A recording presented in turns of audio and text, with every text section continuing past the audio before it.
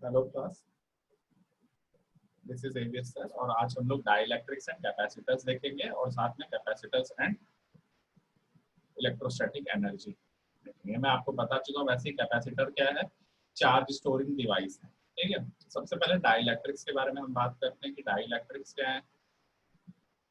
तो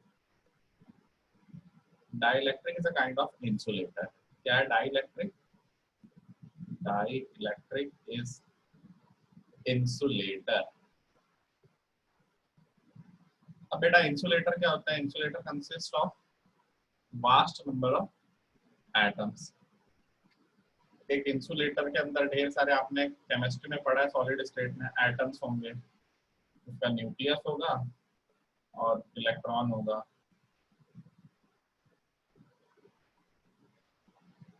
अब अगर मैंने इधर से इस डायरेक्शन में इलेक्ट्रिक फील्ड लगाया तो क्या होगा? इलेक्ट्रॉन जो है वो इलेक्ट्रिक फील्ड के अपोजिट डायरेक्शन में आएगा और पॉजिटिव चार्ज जो है थोड़ा डिस्प्लेस हो जाएगा रिपल्शन की वजह से। Same charges attract and opposite charge attract. So polarization occurs when an atom's negative electron cloud and positive nucleus shift slightly in opposite direction in response to applied electric field. जब मैं external electric field लगाऊंगा तो atom का negative electron cloud, अभी next slide में आपको समझ में भी आएगा, और पॉजिटिव न्यूक्लियस जो है अलग अलग डायरेक्शन में शिफ्ट हो जाएगा एक्सटर्नल अप्लाइड फील्ड के रिस्पॉन्स में। कैसे सर? ऐसे। अब स्लाइड में आप देख सकते हो कि ओरिजिनली जो उसका पॉजिटिव चार्ज है बीच में रहा होगा और उसका इलेक्ट्रॉन नेगेटिव चार्ज जो है सब जगह इक्वली डिस्ट्रीब्यूट होगा, इसलिए इलेक्ट्रिकली ये क्या था? न्यूट्रल। लेकिन जब मैंने एक्सटर्नल इलेक्ट्रिक फील्ड लगाई है, पिंक वाली एक्सटर्नल इलेक्ट्रिक फील्ड जब लगाई तो क्या हुआ? एक्सटर्नल इलेक्ट्रिक फील्ड की वजह से जो प्रोटॉन है या जो पॉजिटिव न्यूक्लियाई है वो स्लाइटली शिफ्ट हो गया in the direction of field, क्योंकि इलेक्ट्रिक फील्ड इधर से इधर आ रही, मतलब यहाँ पे कोई पॉजिटिव चार्ज का बहुत बड़ा सोर्स रहा होगा। इस पॉजिटिव को देख के ये वाला जो पॉजिटिव है, ये सारे पॉजिटिव जो है वो क्या हो गए? लेफ्ट साइड में शिफ्ट हो गए। और ये जो ग्रीन वाला जो पोर्शन है, जो ग्रीन वाला पोर्शन है, जो नेगेटिव इलेक्ट्रॉन क्लाउड है, वो कहाँ पर शिफ्ट हो गया? वो राइट साइड में शिफ्ट हो गया। इस वजह से क्या हुआ? ये जो एक्सटर्नल सरफेस अगर मैं देखूं इस डाई इलेक्ट्रिक का, तो क्या हो गया? यहाँ पर एक्सेस पॉजिटिव चार्ज आ गया और इस सरफेस पे क्या हो गया? एक्सेस नेगेटिव चार्ज आ गया। फिर से इसको समझते हैं हम।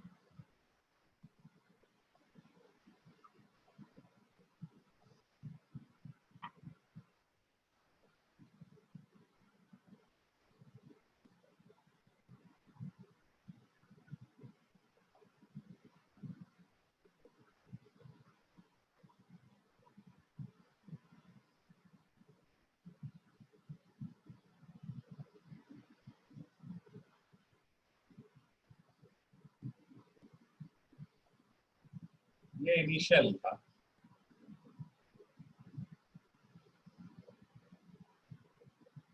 ग्रीन मतलब नेगेटिव।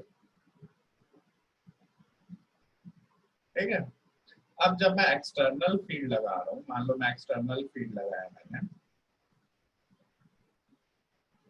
एक्सटर्नल इलेक्ट्रिक फील्ड मैंने लगाया जो कि इस डायरेक्शन में है, मतलब यहाँ पे कहीं पे पॉजिटिव चार्ज रहा होगा बहुत बड़ा, जिसकी वजह से एक्सटर्नल इलेक्ट्रिक फील्ड लगा। तो क्या होगा? जो मेरा पॉजिटिव चार्ज है वो किधर शिफ्ट हो गया होगा? पॉजिटिव चार्ज जो है वो एक डायरेक्शन में शिफ्ट हो गया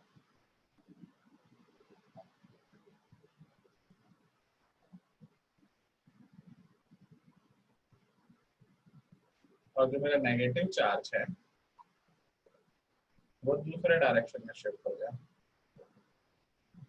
क्यों शिफ्ट हो रहा है ऐसा?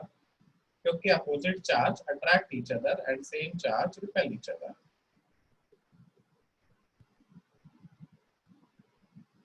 इस वजह से क्या हो रहा है? इस वजह से ये हो रहा है कि जो पहले मेरा डाई इलेक्ट्रिक पहले जो इलेक्ट्रिकली न्यूट्रल था, अब क्या हुआ, ये तो अभी भी न्यूट्रल है, लेकिन इस सरफेस पे क्या चार्ज जनरेट हो गया, नेगेटिव चार्ज, और इस सरफेस पे क्या चार्ज जनरेट हो गया, पॉजिटिव चार्ज। तो जो मेरा न्यूट्रल डाई इलेक्ट्रिक था, अब वो कन्वर्ट हो गया नेगेटिव, और उसके एक सरफेस पे एक्सेस पॉजिटिव चार्ज है, उसके एक सरफेस पे एक्सेस नेगेटिव चार्ज है। ठीक, लेकिन अब जो ये एक्सेस है, ये इलेक्ट्रिक फील्ड इनसाइड है डाई इलेक्ट्रिक के, लेकिन जो मेरी एक्सटर्नल इलेक्ट्रिक फील्ड है वो उसके अपोजिट डायरेक्शन में। तो ई नेट इलेक्ट्रिक फील्ड क्या हो जाएगा, अब ई आउटसाइड माइनस ई इनसाइड। ठीक है, यही चीज ये बोल रहा है। ये जो है मेरा डाई इलेक्ट्रिक है, ये कैपेसिटर है, ये एक्सटर्नल प्लस और माइनस है, जिसकी वजह से एक्सटर्नल इलेक्ट्रिक फील्ड है। लेकिन इसके प्लस माइनस को देख के इसके इस सरफेस पे माइनस चार्ज पोलराइज हो गया, इसके इस सरफेस पे प्लस चार्ज पोलराइज हो गया, जिसकी वजह से इसका एक इंटरनल इलेक्ट्रिक फील्ड भी बन रहा है, इसका एक इंटरनल इलेक्ट्रिक फील्ड भी बन रहा है। ये एक्सटर्नल इलेक्ट्रिक फील्ड है, इंटरनल, तो नेट इलेक्ट्रिक फील्ड जो होगा अब मेरा वो छोटा हो गया, ई एक्सटर्नल या ई आउटसाइड माइनस ई इंटरनल। तो अब मेरा जो नेट इलेक्ट्रिक फील्ड प्लस से माइनस जा रहा है वो क्या हो गया, छोटा हो गया, क्योंकि एक्सटर्नल इलेक्ट्रिक फील्ड इधर जा रहा है लेकिन इंटरनल इलेक्ट्रिक फील्ड उसको अपोज कर रहा है, तो नेट रिजल्टेंट इलेक्ट्रिक फील्ड क्या हो जाएगा, ओरिजिनल एक्सटर्नल फील्ड से नेट जो है वो थोड़ा कम हो जाएगा। E net is less than E external due to polarization of dielectric, due to polarization of dielectric net external field जो है वह नेट फील्ड जो है वो एक्सटर्नल फील्ड से कम हो जाएगा। ठीक है, फिर से मैं समझाता हूँ इसको, फिर से इसको एक बार समझाता हूँ, समझो बात को, है ना। ये मेरा डाई इलेक्ट्रिक है, न्यूट्रल था, और ये मेरा कैपेसिटेंस है, इस पे पॉजिटिव चार्ज दिया, इस प्लेट पे नेगेटिव चार्ज दिया।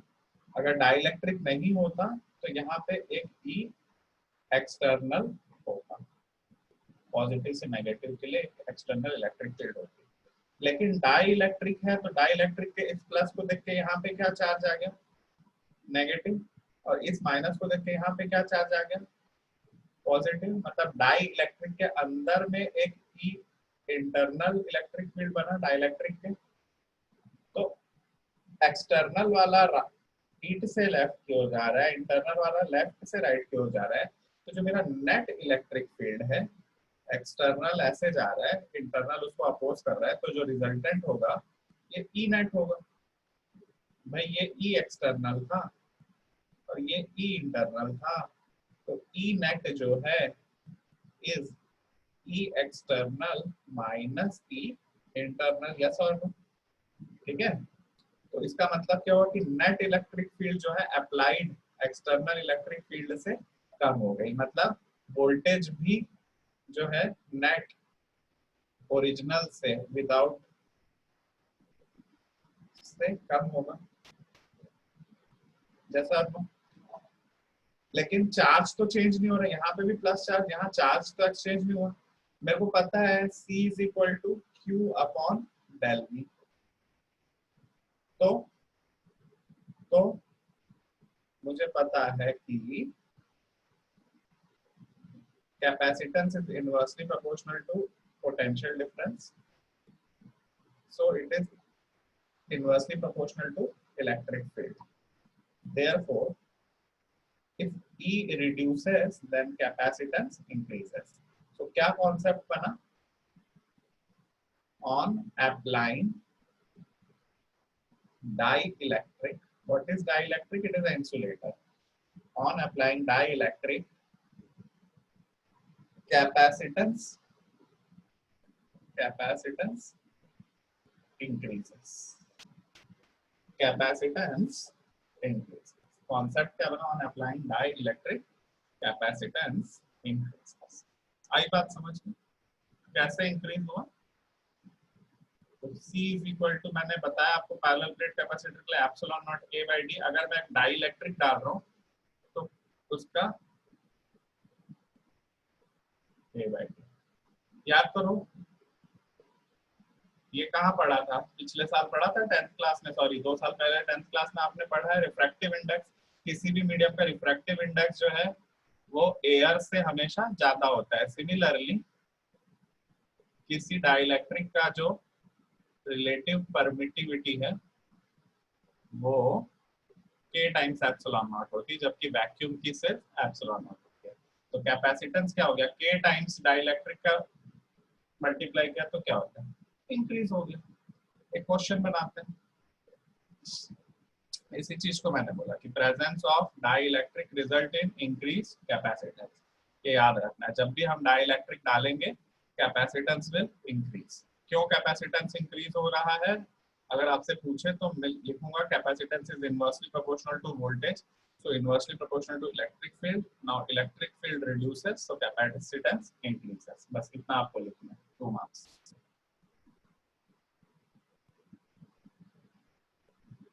बहुत मन है तो डायग्राम बनाना, जो मैंने अभी आपको बनाकर दिया. ठीक, चलिए क्वेश्चन पर. Parallel plate capacitor is connected to 100 volt battery. एक पैरेलल प्लेट कैपेसिटर है जिसके अक्रॉस वोल्टेज कितना दिया मेरे को? 100 volt. Dielectric slab is slid या इंसर्टेड. अब इसके बीच में मैंने एक डाइलेक्ट्रिक स्लैब को भर दिया तो इसका पोटेंशियल अब कितना हो गया? 30 volt. Find the dielectric constant. I know C is inversely proportional to 1 by del V. So C1 will be sum 1 by 100 and C2 is 1 by 30. Yes or no? So ratio of this C1 and C2 क्या पढ़ा है हमने? Ratio of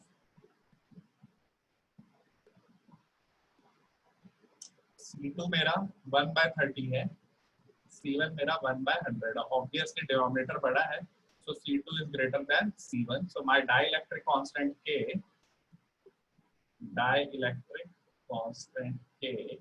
is C2 by C1.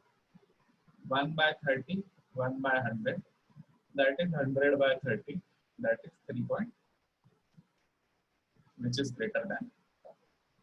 तो जब भी आपको dielectric constant निकालना है, आपको क्या करना है? बड़े कैपेसिटेंस से छोटे कैपेसिटेंस को डिवाइड कर देना. It is a ratio, so unit less and dimension less. Unit less and dimension less.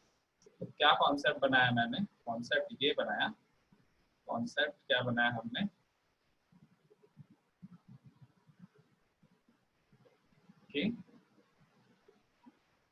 अगर कुछ नहीं है तो epsilon not A by D. अगर उसमें डाइलेक्ट्रिक डाल दिया तो K times epsilon not A by. Dielectric constant निकालना है. K इज इक्वल टू क्या होगा? C डैश बाय, मतलब on inserting A dielectric slab capacitance increases because capacitance is inversely proportional to voltage is inversely proportional to electric field. Therefore, if E reduces, then C increases. This is only your concept. और question बनाते हैं. The capacitor initially दिया 100 volt,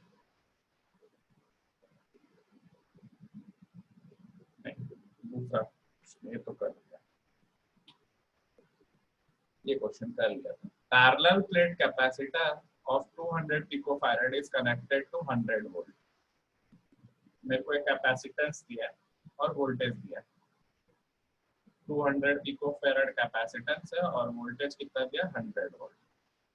अब बोल रहा है उसमें एक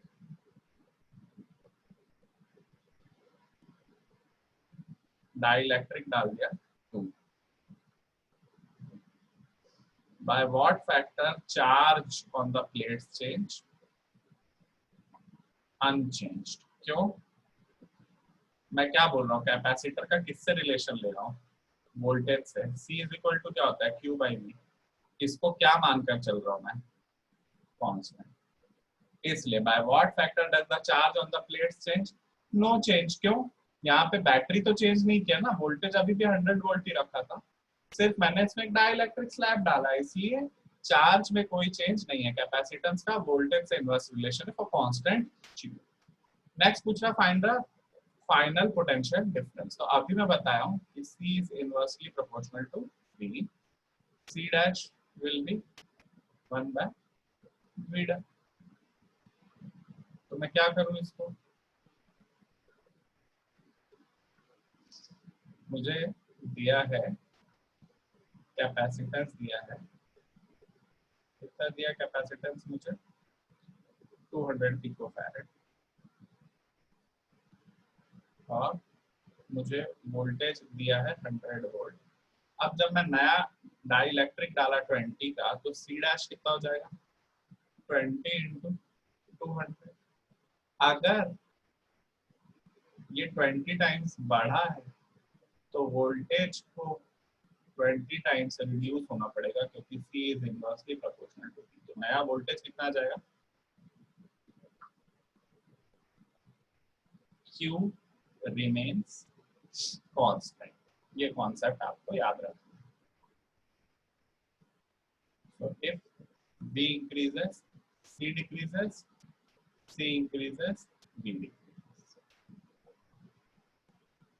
ओके, चलिए लास्ट टॉपिक इस चैप्टर का, energy and capacitance. Energy and capacitance. तो बेटा एनर्जी तो मैं स्टार्टिंग में वर्क डन के केस में आपको बता चुका था, W इज इक्वल टू होता है Q इंटू V। तो एनर्जी भी क्या होगा Q इंटू V, लेकिन V को ये हम क्या ले रहे हैं, एवरेज। क्यों? एक बार कैपेसिटर इनिशियली उस पर चार्ज क्या है 0, और आफ्टर सम टाइम उस पर चार्ज क्या हो गया कैपिटल Q। तो एवरेज चार्ज क्या होगा, initial plus final divide by 2, that is Q by 2। इसलिए potential energy stored in a capacitor क्या है, half into Q into V, half into Q into V। अब इसको जरा फॉर्मूले के उसमें लिखते हैं, क्या पोटेंशियल एनर्जी U होता है half into Q into V। लेकिन मेरे को पता है C is equal to Q by V, तो Q is equal to C into V। तो मैं सी में लिख सकता हूँ half into C into B into B, that is half into C into B का स्क्वायर। ये भी एक फॉर्मूला यूज हो सकता है, हाफ सी स्क्वायर।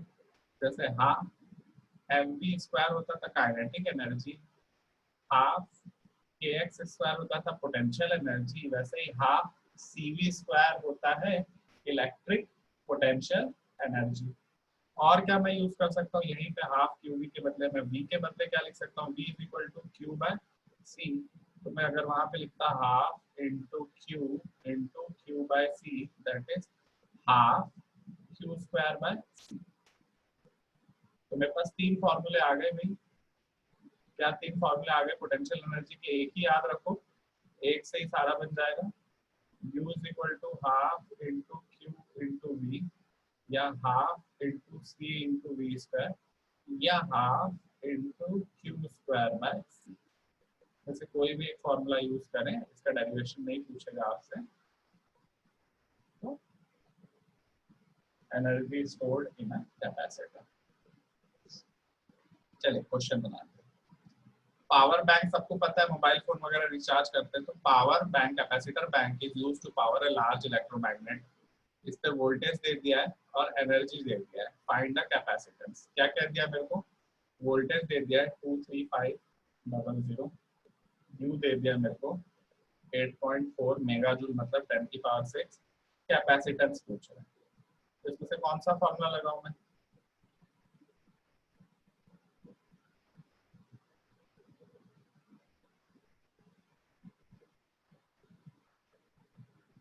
इसमें से कौन सा फॉर्मूला लगाऊं मैं?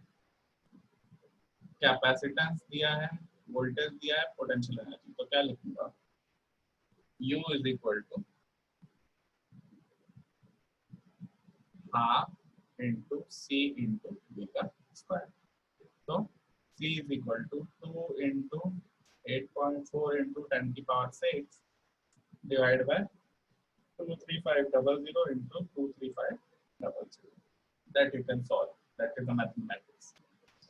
ठीक है, तो इतना इजी क्वेश्चन आएगा आपको, सिर्फ और सिर्फ ये तीन फॉर्मूले, या तो U is equal to half QV, या हाफ CV स्क्वायर, या half Q square by C। Charge दिया है, पोटेंशियल एनर्जी दिया है तो वोल्टेज पूछेगा, पोटेंशियल एनर्जी दिया, वोल्टेज दिया तो चार्ज पूछेगा, चार्ज और पोटेंशियल दिया है तो पोटेंशियल एनर्जी पूछेगा, या पोटेंशियल एनर्जी दिया है, कैपेसिटेंस दिया है तो वोल्टेज पूछेगा, कैपेसिटेंस दिया, वोल्टेज दिया है तो पोटेंशियल एनर्जी पूछेगा, पोटेंशियल एनर्जी दिया है, पोटेंशियल दिया है तो कैपेसिटेंस पूछेगा, या चार्ज दिया है, पोटेंशियल एनर्जी दिया है तो कैपेसिटेंस पूछेगा, या पोटेंशियल एनर्जी दिया है, कैपेसिटेंस दिया तो चार्ज पूछेगा, या चार्ज दिया और कैपेसिटेंस दिया तो पोटेंशियल एनर्जी पूछेगा। तो इससे तीन क्वेश्चन, इससे तीन क्वेश्चन, इससे तीन, टोटल 9 टाइप्स ऑफ क्वेश्चंस यहाँ से पूछे। ठीक है, 1 2 3 2 3 2 3। एक इक्वेशन में अगर 3 वेरिएबल है तो 2 वेरिएबल देकर तीसरा पूछा जाएगा, तो 3 3 3 टोटल 9 टाइप के क्वेश्चंस को पूछ सकता है। ठीक है, चलिए नेक्स्ट। अगेन मुझे कैपेसिटेंस दे दिया, मेरे को 330 वोल्ट दे दिया, वोल्टेज दे दिया भाई 330, मेरे को कैपेसिटेंस दे दिया भाई 220 माइक्रो फैराड, और मुझसे पूछ रहा है average power delivered for 1 millisecond. मेरे को पता है पावर होता है potential energy, rate of doing work या rate of change of energy, U by T। तो power is equal to U, अभी मैं बता चुका हूँ, हाफ C इंटू V का स्क्वायर डिवाइड बाय, रखो निकाल लो। सारी बात समझ में, ये क्वेश्चन भी आप खुद से कर सकते हैं।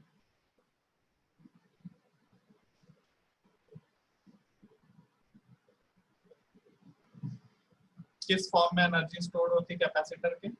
इलेक्ट्रिक फील्ड के फॉर्म में। ठीक है, energy stored in a capacitor is in the form of electric field. कहाँ पे स्टोर हो रही है? वॉल्यूम एडी में। ये डिस्टेंस दी, अगर ये एक एरिया है और ये एक दूसरा एरिया है, तो यहाँ पे पॉजिटिव चार्ज दिया, यहाँ पे नेगेटिव चार्ज दिया, तो इस वॉल्यूम में जितना एनर्जी स्टोर्ड है, क्या इस वॉल्यूम में जितनी एनर्जी स्टोर्ड है,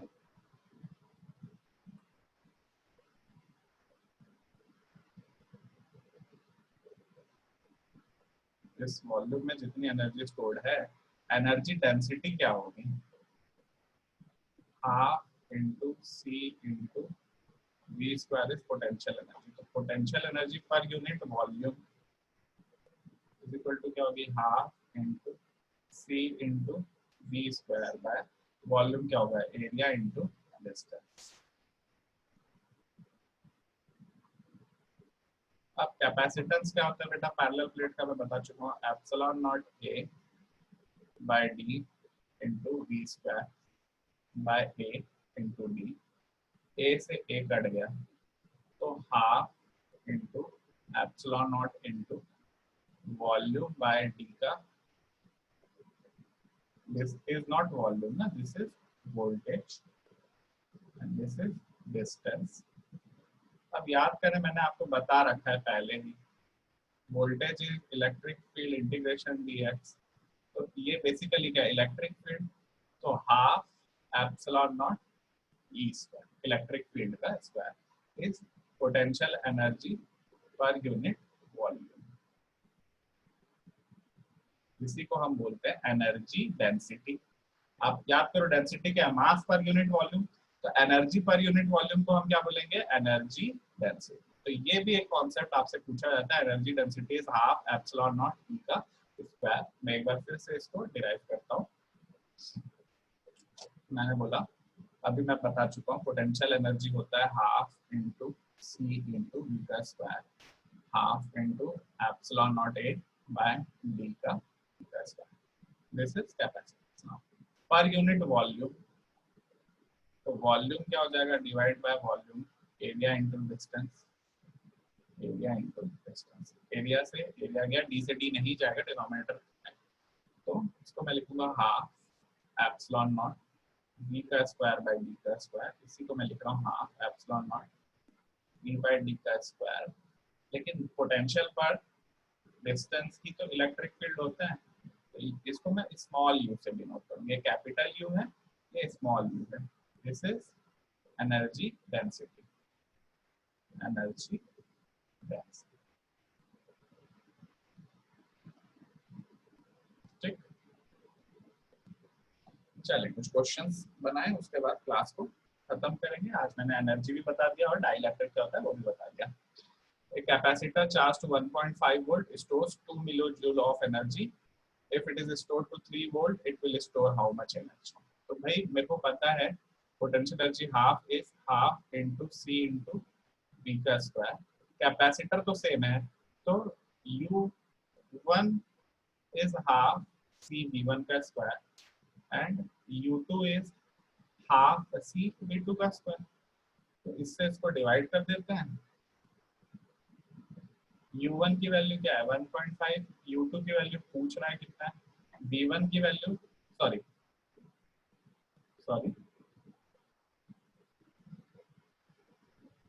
ये 2 मिली जूल बोल रहा है, ये बोल रहा है 1.5 का स्क्वायर, ये बोल रहा है 3 का स्क्वायर। तो तुम खुद समझदार हो, इससे इसके काटते थे 2, ये कितना आता 1/4, तो यहाँ पे कितना आंसर आना चाहिए 8 मिली जूल। कितना आंसर आना चाहिए 8 मिली जूल। तो क्यों किया सर, क्योंकि सेम कैपेसिटर को ही हम पहले 1.5 वोल्ट से चार्ज किए तो उसमें 2 मिली जूल एनर्जी आई, अब उसको 3 वोल्ट से चार्ज किए तो कितनी एनर्जी आएगी। तो क्या फॉर्मूला लगा रहा हूँ, U is half C square. Capacitance और हाफ जो है दोनों मैं रेशो निकाल लूंगा, कट जाएगा। ठीक है, तो यहाँ पे हमारी चैप्टर खत्म होता है। अब जो है हम कल इसके लास्ट उसको मैं एनसीईआरटी क्वेश्चंस को सॉल्व करूंगा आपके लिए, और उसके बाद जो है हम लोग